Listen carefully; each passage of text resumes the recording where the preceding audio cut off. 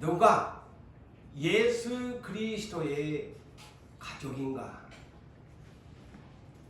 뭐 쉬운 얘기로 예수 믿으면 다 예수의 가족이지요, 이렇게 틀린 말은 아닙니다만, 그러나 오늘 성경을 여러분이 읽으셨지만은 예수의 가족은 하나님의 뜻대로 행하는 자라고 말씀합니다. 그래서 우리는 오늘도 우리가 복음송 예수 참 믿고 싶어요. 세상도 믿고 예배도 드리면서 다 양분된 생활을 하면서 다 예수의 가족이라고 합니다. 우리는 예수를 잘 믿어야 됩니다.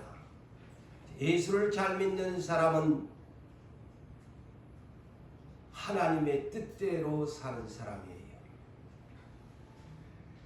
자, 5월은 가정의 달.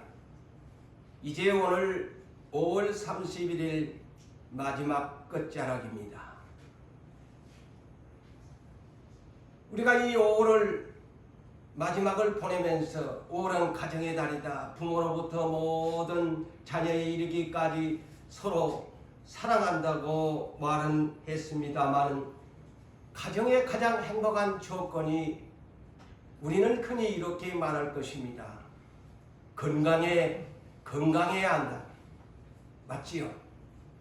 부귀영화도 필요하다. 맞지요? 또한 명예를 얻는 것도 맞지요? 세상에 출세를 하는 것도 맞지요? 그렇지만은 가장 행복의 조건은 크리스찬 가정이 되는 것입니다. 사람의 출생은 가장 먼저 만나는 사람은 여러분들의 부모였습니다. 그리고 현재도 그 부모와 함께 살아가고 있습니다. 가장 먼저 내가 이 세상에 태어났을 때 우리 부모님을 만났고, 그 다음에 우리 부모님이 낳은 형제 자매를 만났고, 그리고 나서 이웃들을 만남을 통해서 사회적인 조건을 갖추면서 우리가 살아왔습니다. 그러나 가족의 관계는 유한적입니다. 부모를 따라 결혼을 하게 되어지면 그때부터 혈통의 관계는 나눠집니다. 남자가 여자를 만나고 여자가 남자를 만나면 혈통의 관계가 아닌 타인이 만남을 통해서 다시 한 가정이 나눠지면서 시작됩니다.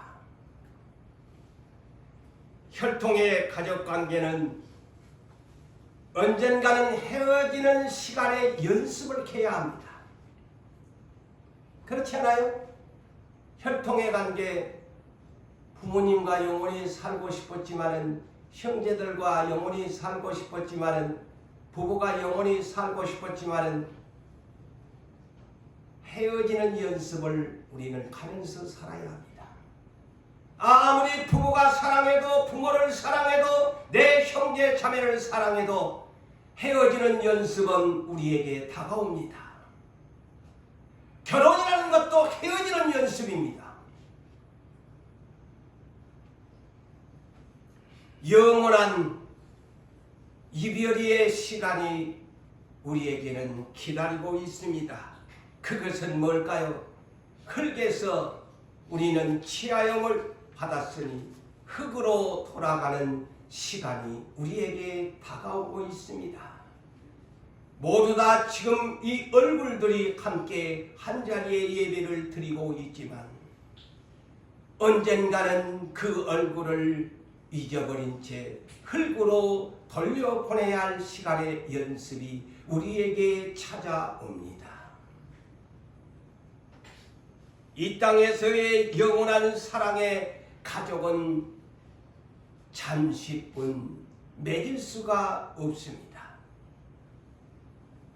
아무리 불러보아도, 아무리 내 아버지를 불러보고 내 어머니를 불러보고 내 남편과 아내를 불러보았지만은 그들은 대답이 없습니다. 그들은 지금 어디에 있을까? 혹시 천국에 있을까? 지옥에 있을까? 우리는 그러한 생각으로 그냥 그 순간을 잊어버리고 살아갑니다. 땅에서는 육의 아버지요, 어머니요, 가족의 관계를 맺고 살다가 우리는 어느 날 영의 아버지께로 돌아가야 합니다. 육의 아버지와 어머니 밑에 살았던 우리가 아내와 남편이 손을 잡고 자식을 낳으면서 살아갔던 우리가 어느 날 우리는 천국에 계시는 아버지가 얘야 이제 그만 살고 오너라 하면 예, 거부할 수도 없습니다. 안 됩니다 할 수도 없습니다. 아버지가 오라고 하시니 예, 아버지가 계시는 내 본향 천국으로 나는 돌아갑니다. 그것이 인생입니다. 그래서 계시록 21장 7절에 이렇게 말씀합니다. 하나님은 어떤 자식을 당신의 아들로 맞아들일까요? 이기는 자입니다. 세상에서 깨지고 부서지고 맨날 마귀나무한테 지는 자는 아버지가 아들로 인정하지 않습니다. 너는 마귀놈의 자식이야. 내 자식은 내가 주어지는 내 뜻대로 세상을 이기면서 사는 자가 내 아들이야. 그래서 이기는 자는 이것들을 상속으로 받는다고 했어요. 천국을 어떤 자에게 상속해 주느냐? 이긴 자에게. 그래서 그가 돌아오면 너는 나의 백성이 되고 너는 내 아들이 되리라. 아멘. 지금은 아버지 하나님 기도할 때도 부르짖는다고 해도 아버지 뜻대로 안 살면 아버지가 너 내 자식 아니야. 오지마. 지옥으로 가. 이렇게 한다니까요. 이 성경에서 가르쳐지는 본질을 우리가 바르게 이해됩니다. 이기는 자식만 하나님이 내 아들이야. 네 천국 상속해 줄게. 성경에 딱 문자로 기록해서 우리에게 가르쳐 줍니다.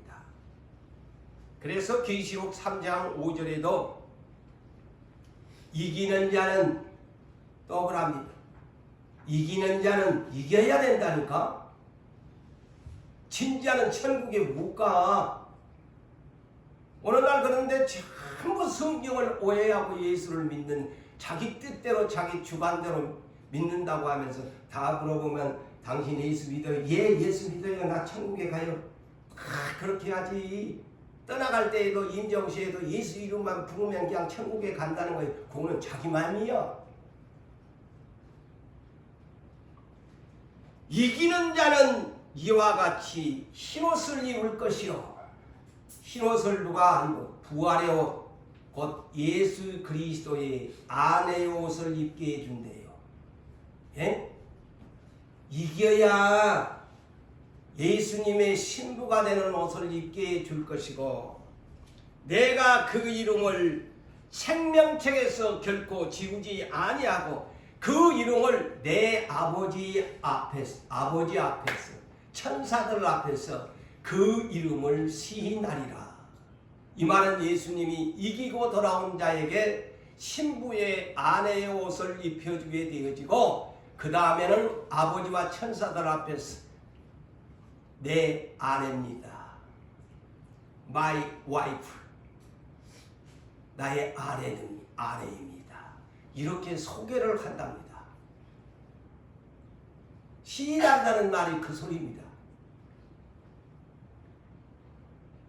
아버지, 예수님이 어린 양 예수가 내 와이프입니다. 천사들 앞에서 내 와이프다.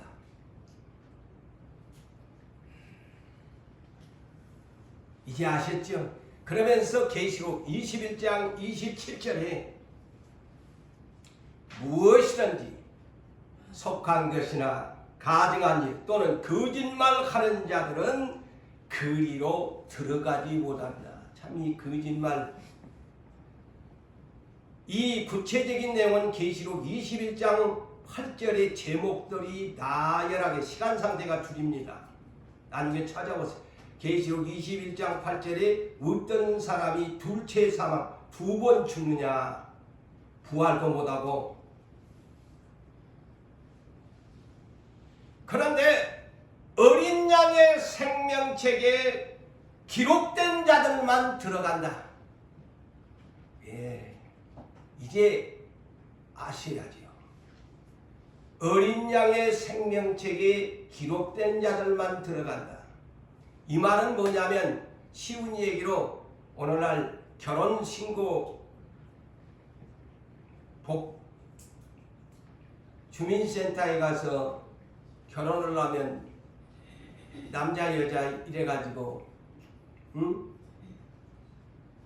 결혼신고잖아요. 똑같은 말입니다. 어렵게 이 성경을 오해하지 마세요. 어린 양이 신랑이에요.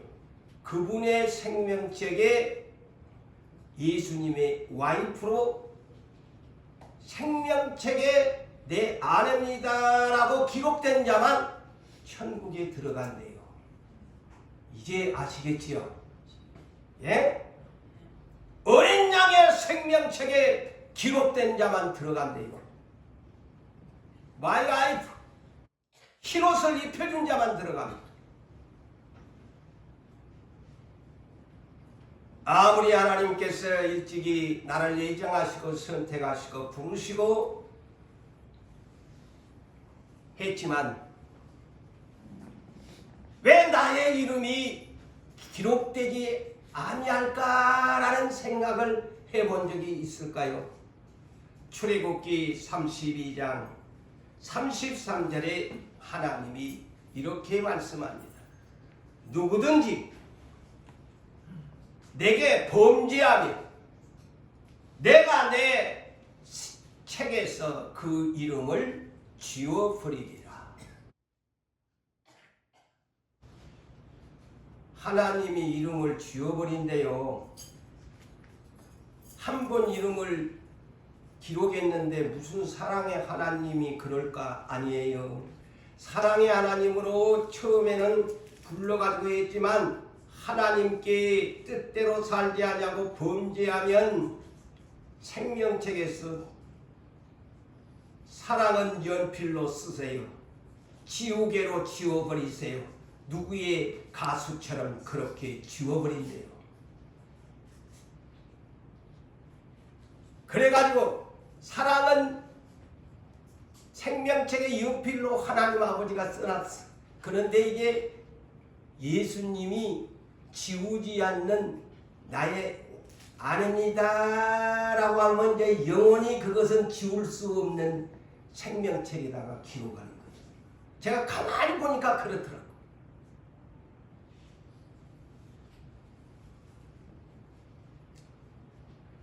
우리는 예수님 안에 예수를 믿고 있지만 예수 잘 믿고 싶어요. 나 예수 잘 믿고 싶어요.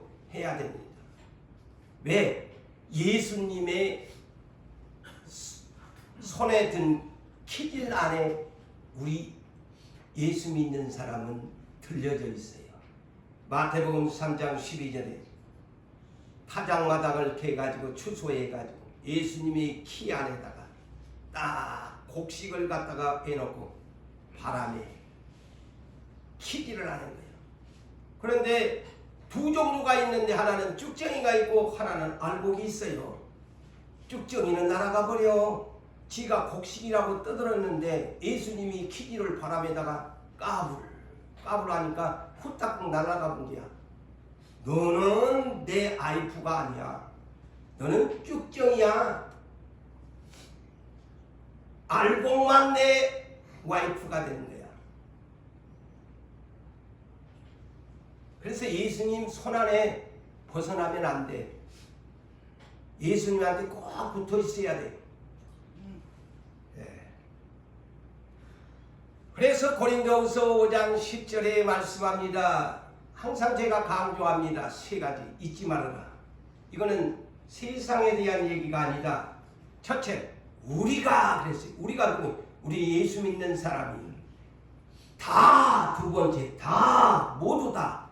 그 다음에 세 번째, 반드시 잊지 마세요. 우리가 다 반드시 그리스도의 심판대 앞에서 그 몸으로 행한 선악간의 일을 심판대 앞에서 예수님 앞에서 다 나타내야 된대요. 응? 그런데 까불면 되겠어요? 예?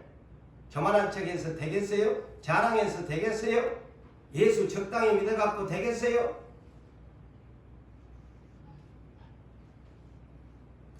자, 어느 날 이제 예수님의 심판대는 계시록 20장 12절에서 15절을 보면은 예수님의 심판대는 큰 하얀 보좌야. 그래, 이 백보좌라는 말은, 하얀 보좌라는 말은 예수님은 심판주로서 흠과 점이 없는 깨끗한 정의와 공의와 공평의 하나님을 뜻합니다. 하얀 백보좌의 심판대라는 거죠. 그런 분이 쫙 앉아가지고, 응? 자, 아까 제가 그랬죠. 우리 인생은 아무리 부모요, 형제요, 친구요, 그렇게 없으면 못 살 것 같은 사람이라 할지라도 이별의 연습을 해야 한다. 헤어지는 시간이 온다. 왜? 죽음이 있으니까. 우리 인생은 유한적인 인생입니다. 무한적인 이 땅에서의 존재가 아닙니다. 유한적인 인생이기 때문에 죽습니다. 그래서 이 하얀 백보좌의 심판대 앞에 누가 서느냐? 죽은 자들이. 자, 죽은 자들이 세상에서 큰 자가 됐든 작은 자가 됐든 남녀물은 대소하고 예수님 앞에 앉아있는 것이 아니고 심판받으려고 서 있더라. 그런데 심판대 앞에 뭐가 보이느냐? 책들이 펴져 있다. 이거는 책들은 행위록입니다. 책들이 펴 있고 또 다른 책이 펴 있는데 두 종류의 책이 펴져 있다. 행위록이 펴져 있고 생명책이 펴 있는데 죽은 자들이, 보세요. 죽은 자들이 자기의 행위를 따라 책들에 기록된 대로 심판을 받는다. 그래, 책들에 오늘 또 우리의 일거수일투족이 천상에서 천사들을 통해서 기록합니다.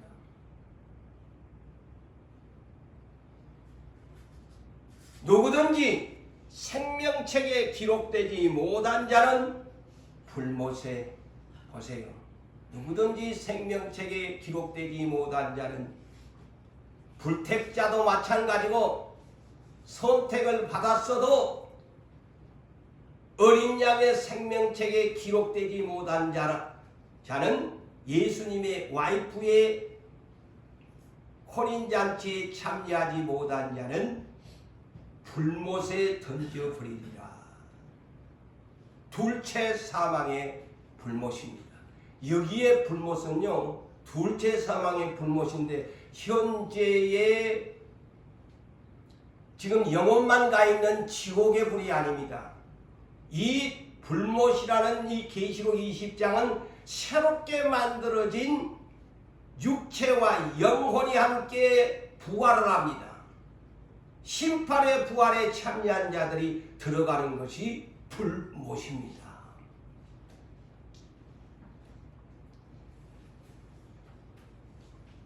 그러나 생명책에 기록된 어린 양의 신부들은 계시록 21장 1절로 4절에 이렇게 말씀합니다. 처음 우리가 지금 현재 살고 있는 처음 하늘과 처음 땅은 없어졌고 저 해운대 앞바다와 이 오대양의 바다도 다시는 있지 않다. 바다가 어때요? 천국에는 맑고 깨끗한 유리바다만 있어요. 맑고 깨끗한 평안하게 한 유리바다만 계시록에 기록 있다고 했어요. 저 사람을 삼키고 태풍이 불게 하는 바다도 천국에 없습니다. 상상하지 마세요. 새 하늘과 새 땅, 새 예루살렘 도시가 그들을 기다리고 있습니다. 얼마나 아름다웠는지 성경은 이렇게 표현을 했습니다. 세상에서 가장 사람이 아름다울 때가 신부가 단장할 때입니다. 그런데 그곳에다 표현을 했어요. 신부가 남편을 위하여 단장함과 같은 황금과 보석으로 꾸며진 새 예루살렘 성, 신부가 살 새 예루살렘 성을 그렇게 표현했습니다. 황금과 보석으로 꾸며진 최고의 뷰티풀한 그러한 새 예루살렘 성에 살게 될 것이다. 이곳은 어떤 것이냐? 우리의 얼굴로 볼 수 없었던 곳이 이제 하나님의 얼굴, 신랑 예수의 얼굴을 보는 장소입니다. 그래서 이는 하나님의 장막이 사람들과 함께 있어 하나님이 이기고 돌아온 첫째 부활에 참여한 자들과 함께 거처를 하는데, 지금은 하나님과 우리가 떨어져 살고 있는데 그곳에 가면 새 예루살렘 새 하늘과 새 땅 하나님의 장막에서 우리가 함께 산대. 아버지와 함께 산다.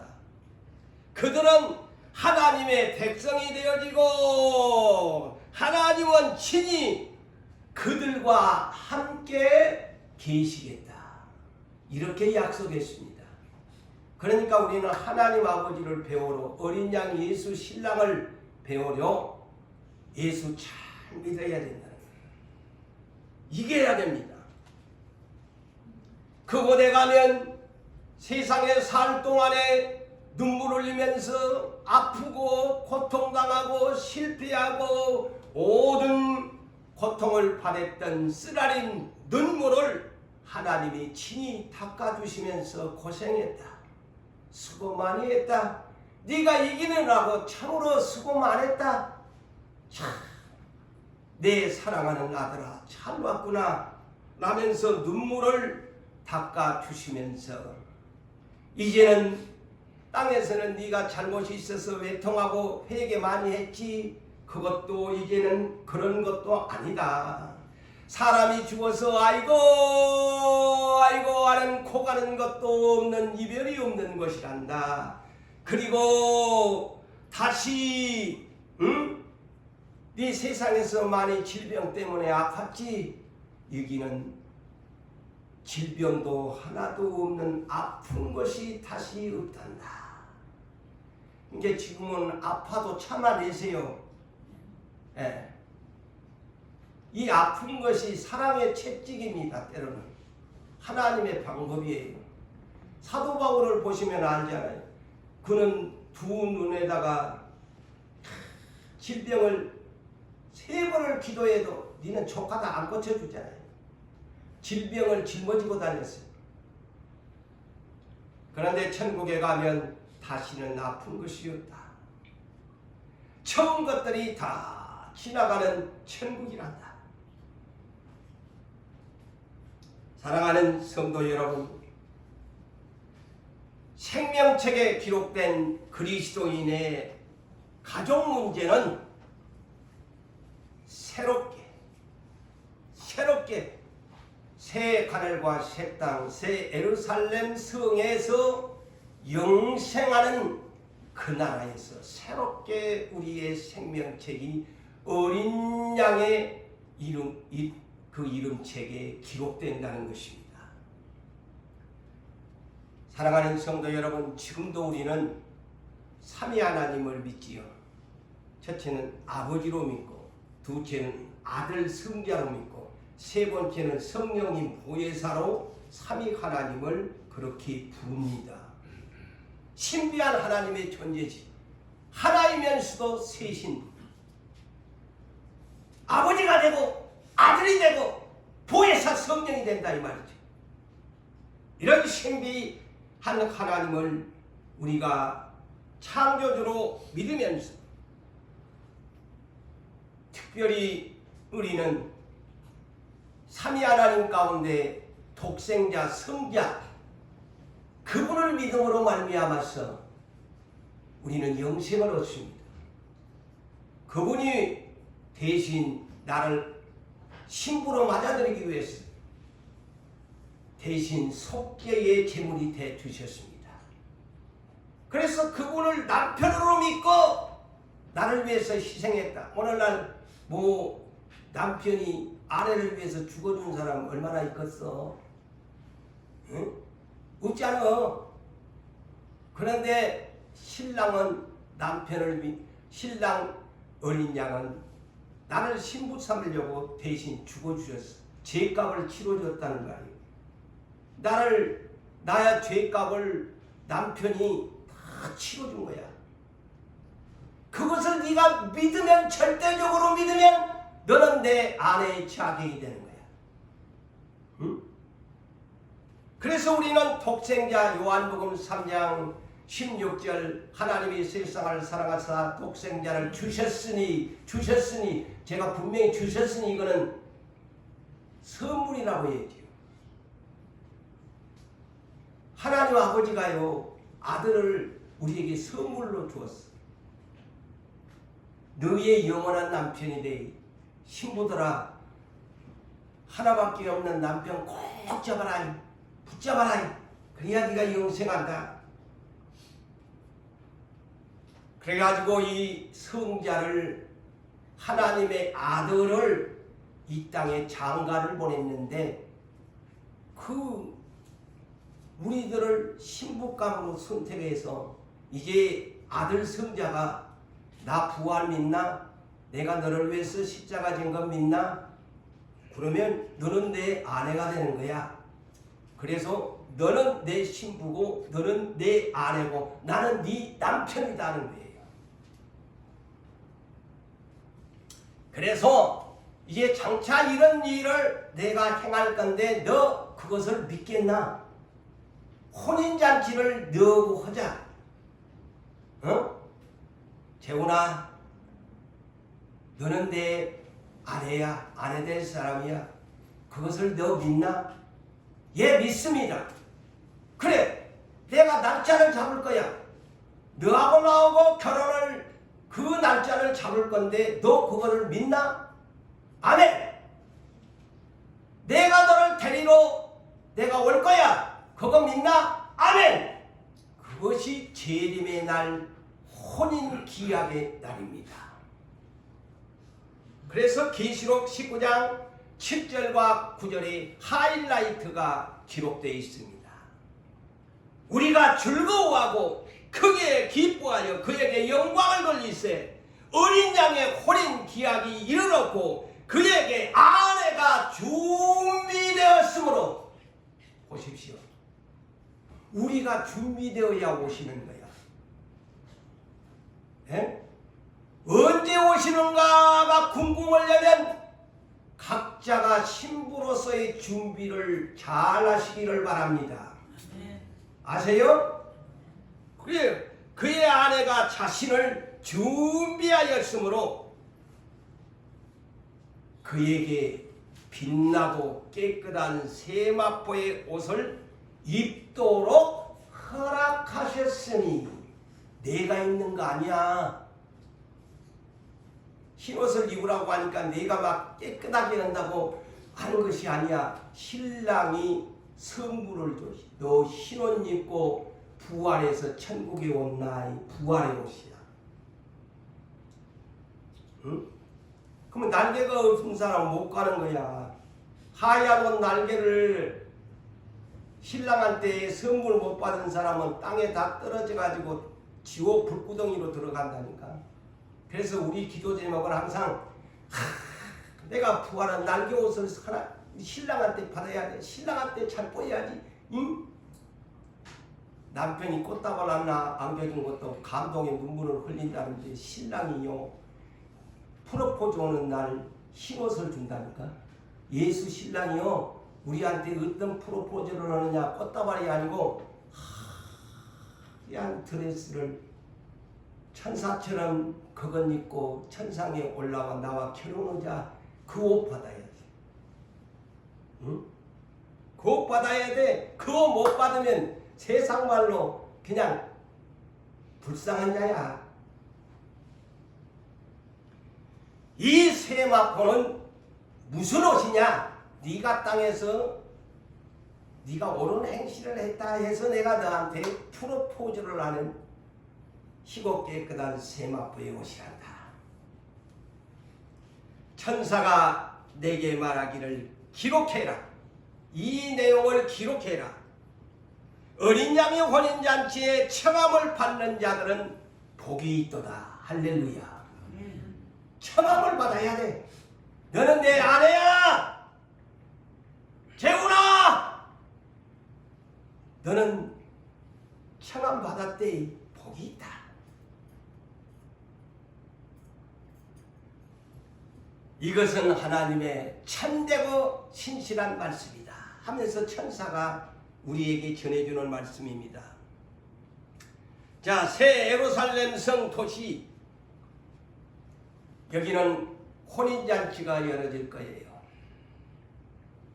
지구촌에 있는 많은 신부들이 하얀 드레스를 입고 어린 양의 혼인잔치에 참여하는 그날이 올 것입니다. 야, 이것은 여러분 에스더서를 여러분 구약성경을 아시죠? 바사왕 아수에로 왕이 자기의 왕후가 교만에 빠져가지고 자기 말을 안 들어가지고 대신들이 저 왕비 갈아치웁시다 해가지고 왕비를 갈아치우지요. 교만한 왕비, 그것도 영적으로 여러분 설교를 우리 담임 목사님을 통해서 들으셨지만은, 응?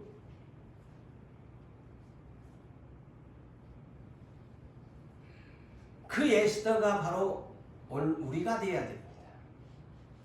수많은 처녀들이 왕비를 간택을 하는데 화장을 하고 기름을 바르고 향수를 바르고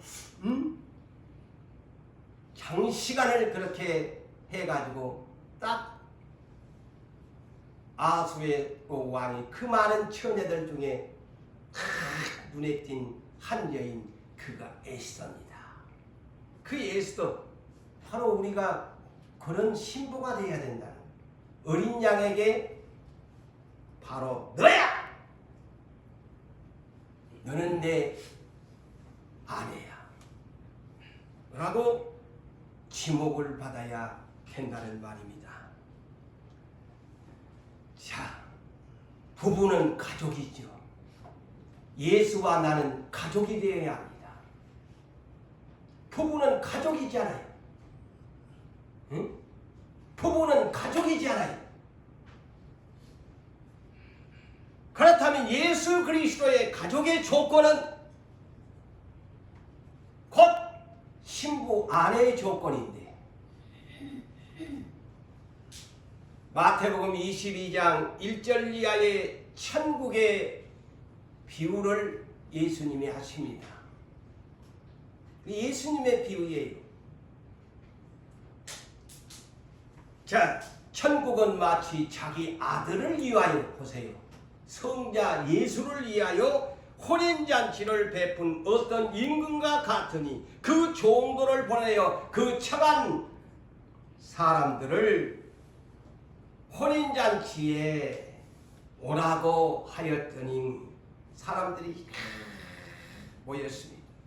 임금이 이제 그 손님들을 청한 잔치에 온 손님들을 들어왔나 보려고 들어갔더니만 거기서 예복을 입지 아니하는 어떤 한 사람을 보게 된 거예요. 응? 그래서 임금님이 친구여 어찌하여 예복을 입지 않고 이곳에 들어왔노? 질문을 했습니다. 그러니까 이 사람이 그냥 깜짝 놀래가지고 말도 못하는 사람이 됐어요. 그러니까 임금님이 뭐라고 했어요? 얘들아, 사환들에게 명령해가지고 저 예복을 입지 않고 온 저 손님을 손발을 묶어라. 아니 세상에 손발을 묶으라는 거예요. 손발을 묶은 거예요. 뭐 오늘날 죄인들 아니요. 저 유치장이나 어디 가면 딱 형사가 수갑을 채우는 식으로 지금 한 거야. 그 손발을 묶어라. 그리고 바깥 어두운 세상에다가 내 던져서 거기서 슬피 울면서 이를 갈게 해라. 엄청난 이 판결의 내용을 소개합니다. 네? 그러면서 중요한 말씀을 합니다. 잘 들으십시오. 주목하십시오. 예수님이 하는 말씀이야. 이 비유를 통해 청함을 받는 자는 오늘날 교회의 신부감들은 많은데 이 얘기입니다. 청함을 받는 자는 신부감으로 다 제각기 나 어린 양 아내 되고 싶어요. 예수 잘 믿고 싶어요. 라고 많이 와 있는데 택함을 받은 자는 재근이라. 이게 농담으로 들리시나요? 오늘날 추수의 일꾼들이 이 메시지를 전해줘야 합니다. 교회가 크다? 많이 모이면 또 많은 사람이 구원을 얻겠죠. 그러나 자랑할 일 아닙니다. 청함을 받는 자는 많되 택함을 받는 자는 적으니라. 누가? 신랑이 그랬단 말이요.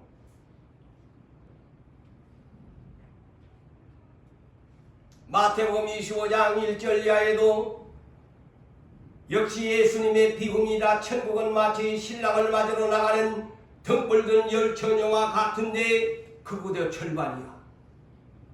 미련한 5처녀, 신부 박탈, 슬기로운 5처녀,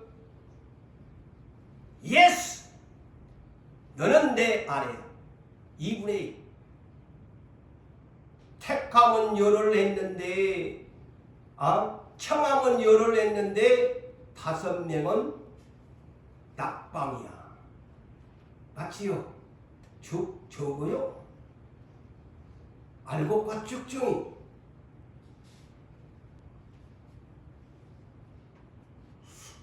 자, 그렇다면 우리는 하나님을 아버지라고 부르고 또한 예수님은 나의 구주로 신랑으로 이렇게 믿는데 오늘 이 본문의 말씀 중에서 사역 중에 예수님이 어느 날 3대 사역을 하는 중에 어느 집에가 계신 것 같아요. 집이란 말은 이 본문에 등장하지 않지만 밖에 서 있더라. 가족들이 보니까 어느 집을 빌려가지고 예수님이 말씀의 교육을 하는 장면을 소개합니다. 우리에게 말씀하실 때에 예수의 모친 마리아와 동생들이 예수님께 뭐 할 말이 있어가지고 밖에 섰더라 그랬네요. 어느 집에서 지금 말씀을 가르치는 중이야. 근데 예수님의 형제는 육적으로는 예수님이 장자죠. 아들이 요셉이는 아마 일찍이 죽은 걸로 그렇게 생각됩니다. 그래서 이제 어머니와 예수님이 33년을 살면서 장자 역할을 했지요. 예수님의 남자의 형제는 예수님까지 5형제에다가 누이들이라고 나와요. 마태복음 12장에 보면. 누이들이면 밑에 여동생들이 둘이가 됐는지 서이가 됐는지 그거는 몰라. 누이들이라고 복수로만 나왔어. 그러니까 최소한 예수님의 이 집은요 가난한데요. 어지간히요 가난한데 식구는 그냥 7, 8명이나 되는 거야. 응? 마리아까지 오면은 누나들 아니 여동생이 둘이를 한다고 그래도 예수님까지 오면은 8명이나 되네. 이런 가족이 예수님에게 무슨 할 말이 있어가지고 그 이유는 안 밝혀놨는데 찾아보니까 어떤 사람이 두리번 보니까 두리번 하니까 막 예수님의 가족들이 와 있는 거야. 그러니까 이 양반이 그냥 친절하시게도 벗어서 아이고 당신의 가족들이 지금 어머니가 오고 동생들이 왔는데 좀 뭐라고 좀 해주세요. 친절하게 한 거야. 그런데 예수님의 대답이 너무 청천벽력 같은 말씀을 하시고 손을 예수님이 내밀면서 우리 이 종호 목사님 같은 예수님의 착하신 제자님을 향해서 이 사람이 제자들을 향해 이 사람이 내 형제요 자매지 내 어머니지 무슨 소리를 하는 거야? 세상에나 너무나 이게 이치에 맞지도 않는 예수님의 답변입니다. 아니 자기의 키워준 어머니가 오셨는데 세상에 저런 부려막심한 저런 싸가지 없는 저런 자가 무슨 예수라고 할 수 있는 문제야. 맞아요 안 맞아요? 어머니 자기를 30 동안 10달 동안 성령으로는 물론 잉태했지만은 어머니 자기를 키워준 사람보다 안 하고 아이고 그래요 우리 가족입니다 하면 좋을 텐데 무슨 뚱따지 같은 소리를 하십니까? 그러면서 뭐라고 합니까? 간단합니다. 내 아버지의 뜻대로 하는 사람이 내 가족이다. 내 가족이다. 자 여러분, 그래서 마태복음 10장 34절 이하에도 내가 이 땅에 화평을 주려고 온 줄 아나? 불화를 주려고 왔다. 너희 집에 가장 왼수가 누군 줄 아냐? 너희 집안 식구들 나보다도 더 사랑하면 안 된대. 그 얘기입니다. 나보다도 너희 부모를 사랑하고 나보다 너희 아내 마누라 말 잘 듣고 나보다도 내 말보다도 너희 남편 말 잘 듣고 너희 자식 말 잘 듣고 나하고는 상관없단 말이야. 이 뜻이 그 뜻입니다. 함축시킨 얘기입니다. 그래서 오늘 본문을 누가복음 8장 21절에는 더 구체적으로 풀어놨습니다. 아버지와 내 동생들은 곧 하나님의 말씀을 듣고 행하는 이 사람들이다. 하나님의 뜻 애매하잖아요. 뭐이 하나님의 뜻이냐고. 간단해요. 누가복음 8장 21절에는 하나님의 말씀을 들었으면 순종하는 사람이 예수의 가족이다. 예수의 가족이에요. 여러분 가정에서나 일터에서나 어느 사회적인 위치에서 있을 때 우리 그리스찬들이 하나님의 말씀대로 살지 아니하면 한 공동체도 될 수도 없고 가족도 될 수 없습니다. 예수의 가족은 하나님의 말씀을 듣고 행하는 사람이 하나님의 가족이래요.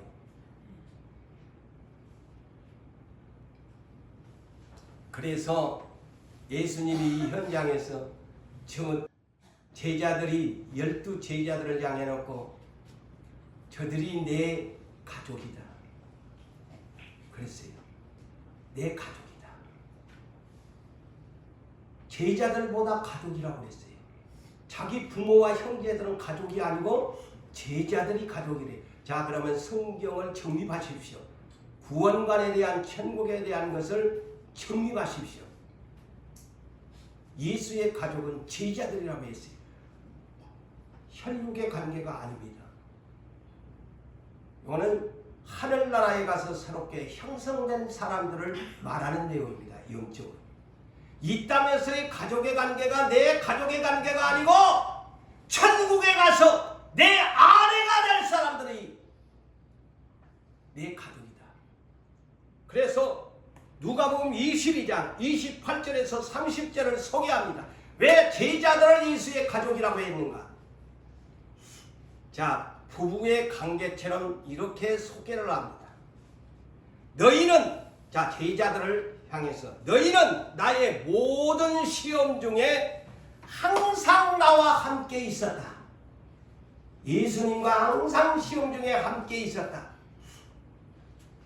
내 아버지 하나님께서 나에게 나라를, 나에게 새 하늘과 새 땅을 맡길 때에, 자, 부부의 모습으로 이 성경에 소개합니다. 너희도, 제자들에게 하는 소리예요. 너희도 내 나라에 있어 내 상에서 먹고 마시고. 부부의 겸상입니다. 맞아요? 안 맞아요? 성경을 이렇게 깊이 들어가 보면 부부에 대한 얘기입니다.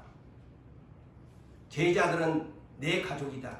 그런데 부부가, 옛날 사람들 조선시대나 부부가 따로 떨어져서 남편은 가부강 그런 띠가 있어가지고 그냥 밥상 따로 여자들은 부엌에서, 요새는 그냥 막 부부가 맞상하잖아요. 그러니까 예수님이 내 상에서 먹고 마시고, 또한 나처럼 마누라 니도 내 보좌에 앉아서 이스라엘 12지파를 다스리리라. 할렐루야. 니나 나나 똑같아. 응? 남편이 가지고 있는 것, 아내가 가지고 있는 것, 그거 주권 똑같아. 보좌에 앉게 해주겠대요. 에? 보좌에 앉게. 이 말이 또 계시록 3장 21절에 나와 있어요. 내 보좌에 앉아준 이기고 돌아온 사람에게는 내 보좌에 앉은 것 너도 앉게 해주겠다. 할렐루야. 그래, 이 얘기가 그 얘기야.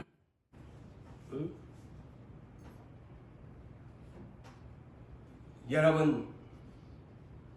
여러분들의 가족들에게 무엇을 상속해 주시렵니까?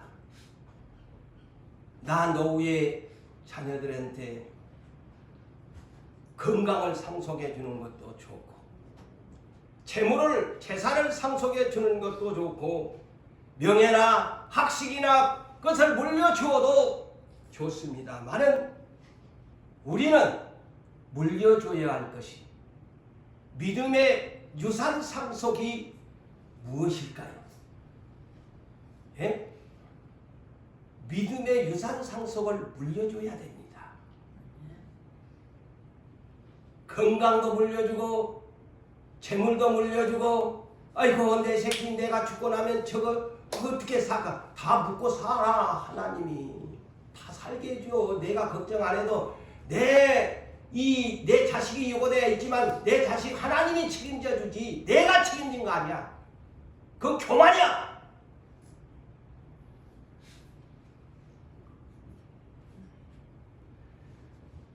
자, 근데 믿음의 조상 아브라함이 3대를 4대에 이르기까지 물려준 것을 보십시오. 아브라함이 이삭이 야곱이 12아들. 그런데요, 제가 이 재미진 것을 보니까 왜 이스라엘을 12지파가 위대한가를 알 수 있어요. 믿음의 조상 아브라함은 아들을 8이 낳았는데 세배 자식 8을 낳았는데 하나만 상속 줬어. 맞아요, 안 맞아요? 이삭만 8아들을 낳았는데 이삭도 쌍둥이 낳았는데 믿음의 유산 상속은 야곱 하나야.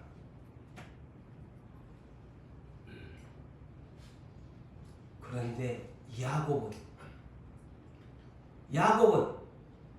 12 아들들에게 상속을 해서 그래서 이스라엘 이긴 자라는 뜻입니다. 아시겠습니까? 야곱이 위대한 겁니다. 처음에는 아주 그냥 사기꾼 같고 그냥 한 사람인데 이 사람이 12아들을 상속을 남겨놨어요. 그 중에 대표적인 요셉 같은 사람이다. 응? 그래서 아브라함과 이삭과 야곱과 요셉 이 4대에 걸친 믿음의 유산 상속 위대합니다. 그런데 누가복음 13장 23절 이하에 보면은요, 어떤 사람이요 예수님을 찾아와 질문합니다. 구원 얻는 자가 적습니까? 라고 물어봅니다. 그러니까 적다. 예수님 뭐랍니다. 많다고 안 했어요. 좁은 문으로 들어가기를 힘쓰라. 그러면서 들어가고자 하는 자가 많은데 적다 그랬어요. 그러면서 충격적인 언급을 합니다. 누가복음 13장 28절을 보면은 이렇게 나와 있습니다.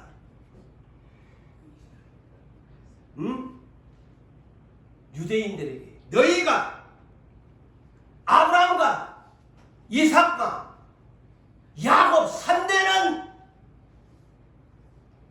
천국에 들어간다.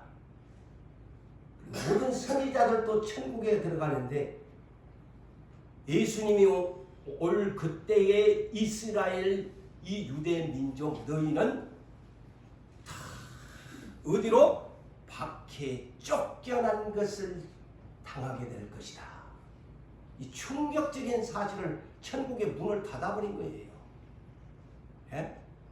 누구 아브라함과 이삭과 이를 한 사람들은 천국에 갔는데 누구들은 슬피 울며 이를 갈미 있는 것으로 쫓겨나게 된다. 그러면서 그 유명한 누구 먼저 믿었다고 자랑하지 마라. 나중된다. 나중된 자가 먼저 된다라는 말씀을 남기지요. 자, 우리는 이런 믿음을 가집시다. 마태복음 1장 1절에서 17절 아브라함은 이삭을 낳고 이삭은 야곱을 낳고 야곱은 유다를 낳고 거의 뭡니까? 믿음의 유산 상속입니다. 그 예수 그리스도의 계보가 42대에서 예수님이 오셨지요. 그렇다면 이제 42대의 요셉을 통해서 예수님이 계보가 유다 지파로 오셨는데 그렇다면 이제 예수님의 그때부터는 예수님이 가족을 찾습니다. 예수님의 십자가의 보혈의 혈통을 찾아요. 그것이 신부입니다. 그래서 누구나 그때부터 예수의 가족이 되어야 돼. 그 계보라는 뜻이. 나도 예수의 계보의 신부의 자격이 되어야 되고 여러분들도 다 자격이 되어야 됩니다. 그래서 저는 믿음의 유산 상속이라는 것은 이렇게 조심스럽게 얘기를 하고 싶습니다. 자, 천국은 다름질하는 경주자와 같다고 했어요. 그래서 사도 바울도 나는 푯대를 향해서 나는 예수를 바라보고 푯대를 삼고 다름질하기를 나는 계속 질주한다. 그런데 이 믿음의 유산 상속이 릴레이 경주와 같다. 무슨 말이냐? 자, 운동장에서 지난달에 우리 운동회 할 때 릴레이 경주를 알지요. 릴레이 경주에 하려면 뭐가 있어야 돼요? 바통이 있어야 돼. 바통이 있어야 돼. 아무리 잘 달려도 바통을 안 주고 달려보면 불법이야. 바통을 계속 넘겨줘야 돼. 그래서 최종 들어와야 돼. 그런데 오늘날 우리는 지금 여러분들의 가족들이나 여러분들의 인간의 삶에서 무슨 상속을 남기려고 합니까? 지금 여러분의 부모님들 자녀 사랑하십니까? 믿음의 바통을 자녀들에게 넘겨주십시오. 그런데 지금 바통을 넘겨주지 못하고 땅에 떨어진 채로 중단한 채로 그대로 머물고 있다는 것을 생각해보고 있지 않습니까? 바통을 가식에게 아브라함이 이삭에게 바통을 넘겨주고 이삭이 야곱에게 바통을 남겨서 천국을 향해 달려가도 그런데 지금 그 바통을 땅에다가 떨어뜨려 놓고 집어줄 줄도 모르고 또 그 자식이 바통을 잡고 아버지 다음으로 내가 뛸 거야 하는데 다 바통을 땅에다 떨어놓고 멍하니 세상만 바라보고 경주를 안 하고 있다는 것. 그러니까 믿음의 유산 상속이 없지. 바통이 땅에 떨어진 채로 중단된 채로 내 가족이 천국으로 가지 못하고 있어요. 무엇보다도 이 문제를 가장 기도의 1순위로 삼고 자식에게 바통을 넘겨줘서 그 자식이 내 대신 뛸 수 있도록 만들어 주시기를 주님의 이름으로 축원합니다.